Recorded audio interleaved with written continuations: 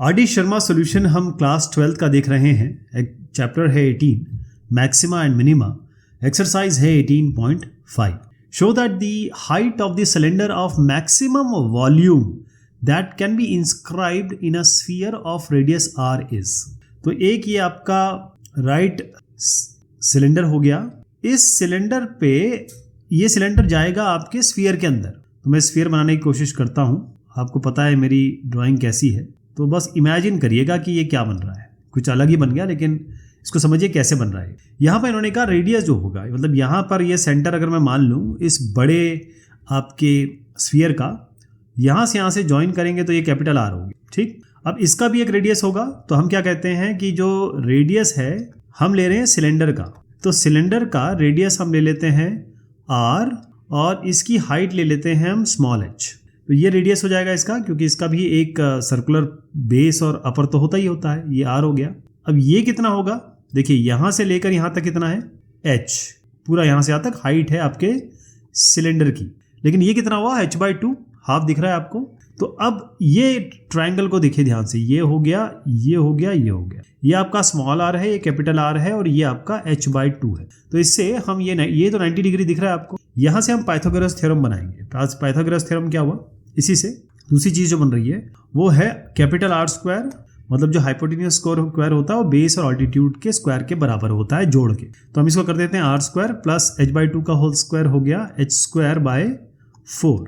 इससे एक रिलेशनशिप बनेगी। अगर आप h लें तो आप देखेगा ये इधर जाएगा twice √r² minus small r²। ये आपके पास एक इक्वेशन बन गई। बात हो रही है मैक्सिमम वॉल्यूम की, तो हम क्या करेंगे, वॉल्यूम जो है सिलेंडर का वो तो हम जानते ही हैं, क्योंकि हमने r और h पहले ले लिया है। तो πr²h इसका वॉल्यूम होता है, ये आपको बिल्कुल अच्छे तरीके से पता है। दोनों साइड हम इसको v मान के चलते हैं, दोनों साइड स्क्वायर कर लेते हैं। तो v² बराबर होगा π²। ये क्यों किया, क्योंकि ये अंडर रूट हटाना हमें इसीलिए। ये r² है तो r⁴ हो गया, ये h² हो गया, है ना। अब h² अगर यहाँ से लिया जाए तो क्या बन रहा है आपका, capital R² minus small r², और ये 4 मल्टीप्लाई होगा इससे और उसका अंडर रूट होगा, है ना। तो आप क्या करेंगे कि इस पर्टिकुलर रिप्रेजेंटेशन को हम यहाँ दर्ज कर देंगे। इसका मतलब v² हो गया, ये आपका π² है, ये r⁴ है। h² की जगह हम ये रख देंगे, h² की जगह। तो मैंने जैसे 2 है इसमें ऑलरेडी, तो ये 4 हो जाएगा और ये आपका आएगा r² माइनस स्मॉल r²। चीज़ें समझ रहे हैं ना। तो ये बन गया आपका। अब इससे क्या हुआ, आगे हमारी बात जो बढ़ती है, क्योंकि यही जो चीज़ है इसको हम z मान लेते हैं, क्योंकि वॉल्यूम का ही मैक्सिमाइजेशन और मिनिमाइजेशन होना है ना। तो हम dz/dr निकालेंगे और उसको बराबर 0 कर देंगे। इसी से हमें क्रिटिकल पॉइंट्स मिलेंगे dz/dr को। तो dz/dr अगर आप इसका निकालेंगे, डिफ्रेंसिएशन मैं आपके ऊपर छोड़ता हूँ, मैं डायरेक्ट इसका वैल्यू निकाल लेता हूँ। मैं आपको बता देता हूँ, हम r के रिस्पेक्ट में कर रहे हैं तो केवल ये और ये इसका होगा, तो ये तो ऐसे ही रह जाएगा। बाकी अंदर जो होगा वो मैं आपको बताता हूँ। वैसे बेहतर ये है आप इसको अंदर मल्टीप्लाई करें और फिर डिफ्रेंसिएशन कर दें, तो आपको प्रोडक्ट रूल नहीं लगाना पड़ेगा। फाइनल चीज़ जो आती है मैं लिख देता हूँ, क्योंकि डिफ्रेंसिएशन में हमेशा आग्रह आपसे करता हूँ कि आप इसे करिए, क्योंकि आप महारत हासिल कर चुके हैं। ये आपका हो गया r⁴ 6 बनेगा, 6 यहाँ पर 5 आ जाएगा। अब dz/dr को हम रख रहे हैं 0 के बराबर। 0 के बराबर का मतलब क्या है कि ये पूरे को 0 रख रहे हैं। तो इस पूरे को 0 रखेंगे तो क्या मिलेगा, ये मिलेगा, ये तो खैर 0 हो नहीं सकता, आपको यही मिलेगा 4r³ r² माइनस 6r⁵। अब क्या क्या बाहर निकल सकता है, r³ अगर आप बाहर ले लें तो क्या मिलेगा आपको 4r² माइनस, अब r³ आपने बाहर ले लिया तो 6, ये r⁴² आ गया ये, और ये बराबर 0 है। r³ तो 0 नहीं हो सकता, तो ये बनेगा आपका 4r² = 6r²। इससे हम कैपिटल स्मॉल r निकालना चाहेंगे, तो स्मॉल r क्या बनेगा, r² बराबर 4r²/6।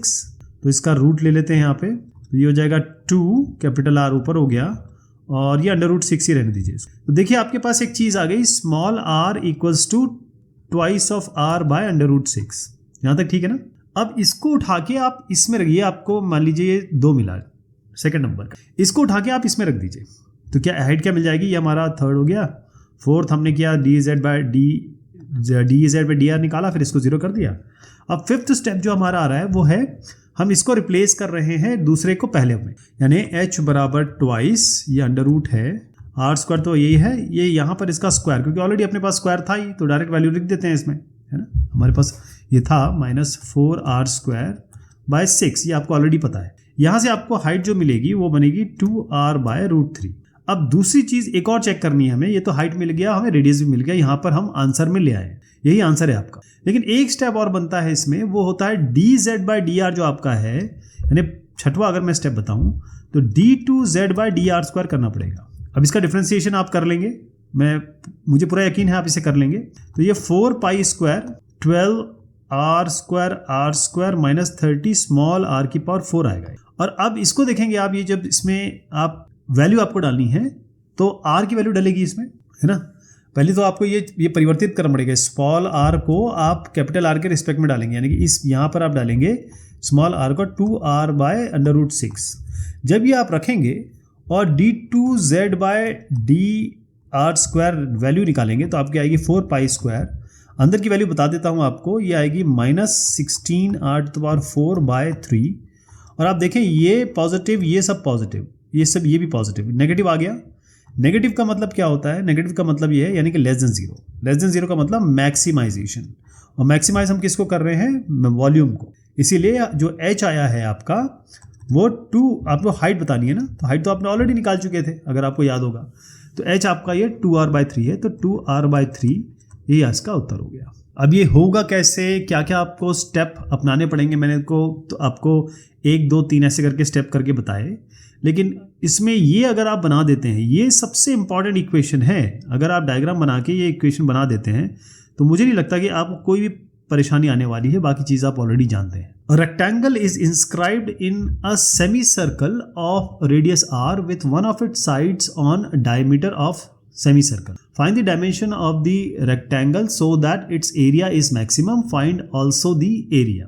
एक रेक्टेंगल है सेमी सर्कल के अंदर, यानी आपका ये एक सेमी सर्कल बना देता हूँ। सेमी सर्कल मतलब आधा सर्कल, और यहाँ पे आपका एक रेक्टेंगल है। ये रेक्टेंगल बना दिया मैंने, 2 हमारे पास बन गए। ये जो रेडियस आपको ऑलरेडी दिया है रेडियस, तो जो रेडियस सेमी सर्कल का दिया वो मैंने यहाँ पर आपको दिखा दिया। With one of it sides on diameter of a semi circle, वरना हम इसको रेक्टेंगल को ऐसे भी बना सकते थे, तो हमने ऐसा बना दिया। अब क्या बनता है, हम क्या करेंगे, पहली चीज़ हमें क्या करनी है, हमारे पास r है तो अब रेक्टेंगल का भी तो कुछ लेना पड़ेगा। तो x इसकी लेंथ ले लेते हैं और y इसकी ब्रेड ले लेते हैं। x लेंथ यानी इसको हम x ले लें ये, और इसको हम y ले लें। यहाँ तो कोई दिक्कत नहीं है आपको। अब आप देखिए मैं करने क्या जा रहा हूँ यहाँ पर, क्योंकि यहाँ पर उन्होंने कहा है कि मैक्सिमम होना चाहिए, और हम जानते हैं मैक्सिमम कब होगा। ये हम ऑलरेडी आपके मेंसुरेशन वगैरह जो हमने चैप्टर किए उससे पता है। यहाँ से आकर मैं जोड़ूंगा तो क्या बनेगा, ये भी स्मॉल r बनेगा, ये y ऑलरेडी है।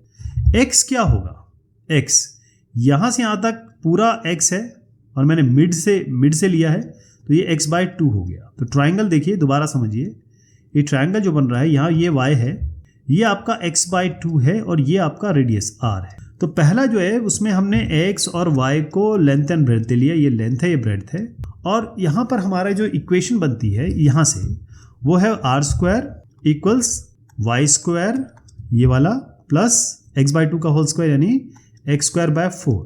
तो इसको हम रीअरेंज करेंगे तो हमारे पास x² आ जाएगा, जो कि हम डायरेक्ट लिख सकते हैं 4r² - y²। ये पहली चीज़ हो गई, इसको आप 1 लिख दीजिए क्योंकि हम ये रीयूज करेंगे। अब दूसरी चीज़ आती है इसमें, आपको एरिया निकालना भी है और आपको एरिया को मैक्सिमम बताना भी है। तो एरिया क्या होगा, एरिया हम किसका निकाल रहे हैं, रेक्टेंगल का। तो हमने x और y, ये x है और ये y है। एरिया होता है लेंथ इंटू ब्रेड्थ यानी कि x इंटू y। इसमें क्या करते हैं हमेशा जब हम इन समस्याओं में आते हैं ना कि भाई हमको रूट हटाना है या भी स्क्वायर वाला टर्म डायरेक्ट यूज़ करना है, तो बेटर ये होता है कि अच्छा इससे फ़र्क नहीं पड़ेगा, ध्यान रखिएगा। पिछले क्वेश्चन में भी आपको मैंने याद है मैंने z किया था और स्क्वायर करके किया था, तो अगर हम इसको स्क्वायर कर दें तो भी कोई फ़र्क नहीं पड़ेगा, यहाँ पर भी आपका यही चीज़ चलेगी। एक चीज़ क्लियर हो गई ना, स्क्वायर कर सकते हैं। पिछले वाले क्वेश्चन में भी स्क्वायर किया, तो इसको आप z मान लीजिए क्योंकि एक ही बात है। यहाँ पर आपका क्या आया, x² में डायरेक्ट हम लिख देंगे, y² आपके पास y² ऑलरेडी है, x² की जगह आप ये लिख दीजिए इंटू 4r² - y²। तो z आपका बनता है यहाँ से 4y², r² - y²। अब dz/dy करेंगे, dz/dx भी कर सकते थे, आपके ऊपर था, हमने dz/dy किया। ये dz/dy जो है इसका डिफ्रेंसिएशन करेंगे, मतलब मैंने यहाँ नहीं किया, यहाँ कर रहा हूँ। ये जो डिफ्रेंसिएशन है आपको यहाँ बता, तो डिफ्रेंसिएशन इसको करेंगे तो अंदर मल्टीप्लाई करके कर लीजिएगा। आपका आएगा 8y² माइनस 16y³। ये आप आराम से कर लेंगे, डिफ्रेंसिएशन इज वेरी इजी। तीसरा जो हम स्टेप मान रहे हैं वो है dz/dy को हम 0 रखेंगे, यानी कि इसको हमको 0 रखना है। जब हम 8y² माइनस 16y³ को 0 रखेंगे तो आप देखिएगा 8r² माइनस 16y² यानी यही होगा 8r² बराबर 16y², और इससे बन गया y² बराबर 8r²/16, y हो गया अंडर रूट, इसका अंडर रूट निकाल लेता हूँ मैं, तो 8×2 = 16 हो गया ये। तो सीधा आपको देखिए r/√2 आ गया, y जो है r/√2 आ गया। कितना आसान हो गया ना। लेकिन अभी हम x भी निकालेंगे x²। तो चौथा स्टेप ये होगा कि ये जो आपकी वैल्यू आई है थर्ड में, यानी कि इसको 2 लिख देते हैं, तो 2 को आप 1 में रख दीजिए, यहाँ पर रख दीजिए। तो इस r/2 को उठाइए, यहाँ रख दीजिए, तो x² = 4। मैं कह रहा हूँ ये आपको यहाँ से उठा के रखना है। तो r²/2 तो था ही है 4, ये r² है। r² क्या आया था आपका, r और y के बीच में रिलेशनशिप मैं बता देता हूँ आपको। 4 ये हो गया r², y की जगह मैंने आपको बताया r/√2 का होल स्क्वायर कर दीजिए, वो तो अपने पास था ही।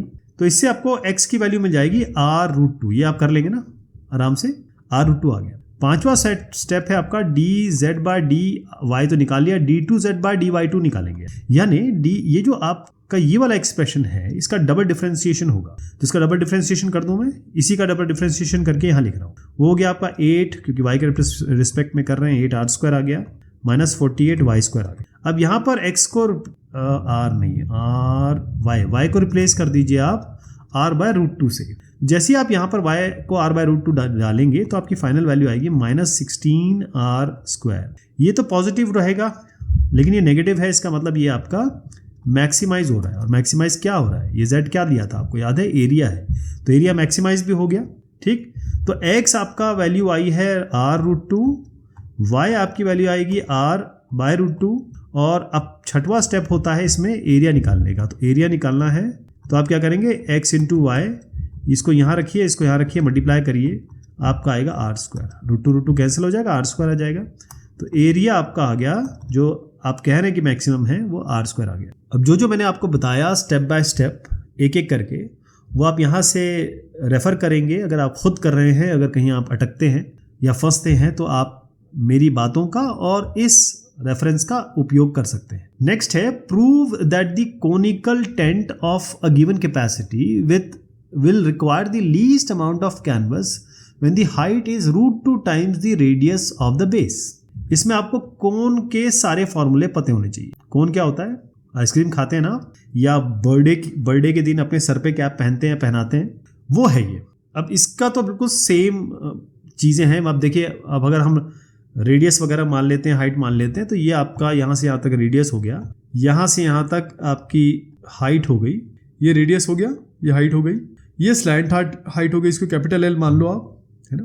तो पहली चीज़ इसमें जो आती है वो है कि हमने जब सरफेस एरिया निकालना है, क्योंकि यहाँ बात हो रही है, क्योंकि ये पूरा सरफेस एरिया आप मानेंगे, कोनिकल टेंट की बात हो रही है, गिवन कैपेसिटी आपको दी हुई है, और साथ में गिवन कैपेसिटी का मतलब होता है volume, will require least amount of canvas. तो आप सरफेस एरिया की बात कर रहे हैं, तो वॉल्यूम, पहली चीज़ मैं आपको बता दूं कि जो इसका जो सरफेस एरिया होता है कोनिकल टेंट का, उसका डायरेक्ट फॉर्मूला मैं आपको बता रहा हूँ, या आपको पता भी है, निकाल भी सकते हैं। एक्चुअली πr/l होता है, πr/l। L जो होगा वो यहाँ से निकलेगा, आपको बस यहाँ से निकालना है, r² + h²।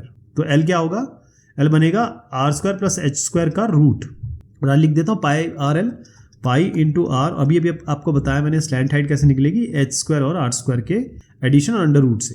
आप सीधा पाइथागोरस थ्योरम लगाएंगे, क्योंकि ये फॉर्मूला ऑलरेडी इनबिल्ट मतलब डिफ़ॉल्ट है, इसलिए मैं डायरेक्ट लिख रहा हूँ, लेकिन आप यहाँ से भी देख सकते हैं। दूसरी चीज़ क्या आती है, अपने सरफेस एरिया बता दिया। दूसरी चीज़ इसमें जो आएगी वो होगी इन्होंने कहा कैपेसिटी। वॉल्यूम क्या होगा, 1/3 πr²h, ये आप कोन का ऑलरेडी जानते हैं, 1/3 πr²। यहाँ से h निकालिए, क्या आएगा h, क्योंकि हमको कुछ ना कुछ तो चाहिए डिफ्रेंसिएशन के लिए, 3v ये से मल्टीप्लाई होगा, πr² नीचे आ जाएगा, तो आपके पास h भी आ गया। तो सरफेस एरिया में आप जब h को रखेंगे, मतलब तीसरे स्टेप में, ये जो सरफेस एरिया आपने शुरुआत में दिया था, वहाँ पाई इंटू आर और अंडर रूट में आप रखेंगे r² प्लस h², यहाँ करेंगे तो ये हो जाएगा 9v² बाय इसका π² और r⁴ ये।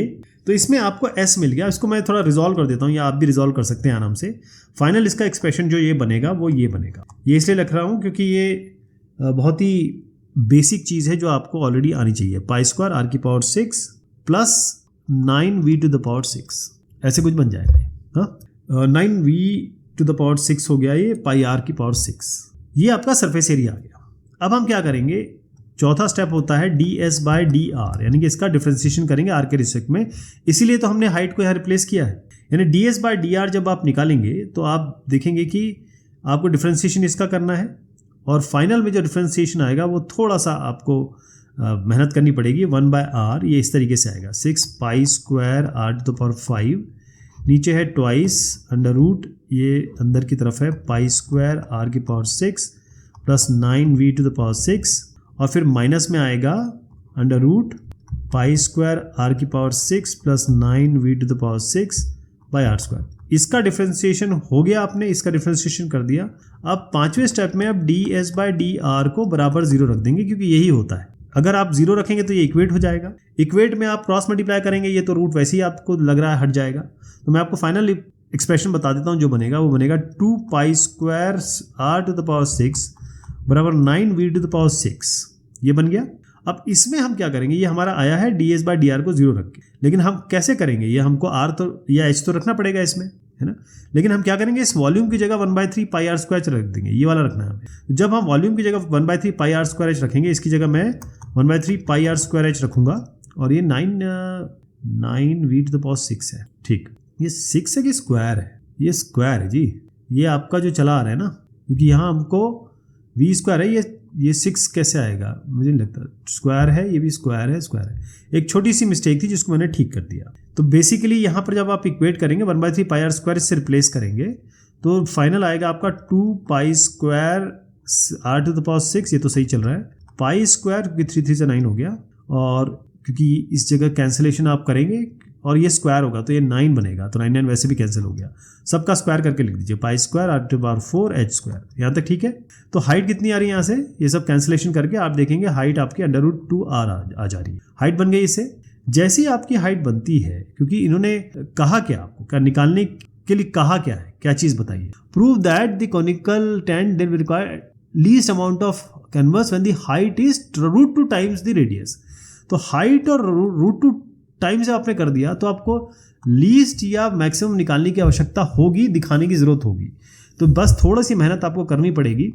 एक छठवां स्टेप भी बता दे रहा हूँ मैं आपको, उसमें d2s bye D R square, इसको आप 0 रखो, इसको आपको निकालना है, सॉरी 0 नहीं रखना है, ये निकालना है, और आपको प्रूव करना है कि ये आपका पॉजिटिव आएगा। ये आप कर लेंगे अपने आप, मैं आपके लिए छोड़ रहा हूँ, क्योंकि मैं यहाँ पर आंसर तक आपको ले आया हूँ। बाकी ये एक स्टेप होता है जो प्रूविंग का होता है, यानी बताना होता है कि भाई लीस्ट बोल रहे हैं तो लीस्ट हम निकाल के दिखा देते हैं। लीस्ट कब आएगा, जब पॉजिटिव वैल्यू आ जाएगी। लेकिन फाइनल इसका जो आंसर है वो है h बराबर √2r। ये आंसर नहीं है, ये प्रूविंग है, क्योंकि उन्होंने कहा प्रूव करना है कि हाइट जो है √2 टाइम्स रेडियस है, जो हमने यहाँ से निकाली। अब आप बहुत ध्यान से देखिएगा, जो भी मैंने आपको बताया है वो यहाँ दर्ज है, और अगर आपको फॉर्मूला पता है, डायग्राम से अगर आप ये फॉर्मूले बना सकते हैं, देखिए बाकी चीज़ तो डिफरेंशिएशन इक्वल टू 0, रेडियस निकालना है, हाइट निकालना, ये आपको बहुत क्लियर है। मेन चीज़ जो आती है वो ये अगर आपको याद रहे, क्योंकि हमने बहुत पहले पढ़ा था, ये अगर याद रहेगा तो आगे भी आपका काम बन जाएगा, राइट। चूंकि ये थोड़े बड़े बड़े क्वेश्चंस हैं तो हम इसको लेंगे अगली बार। तब तक के लिए शुक्रिया, मेहरबानी आप सभी की।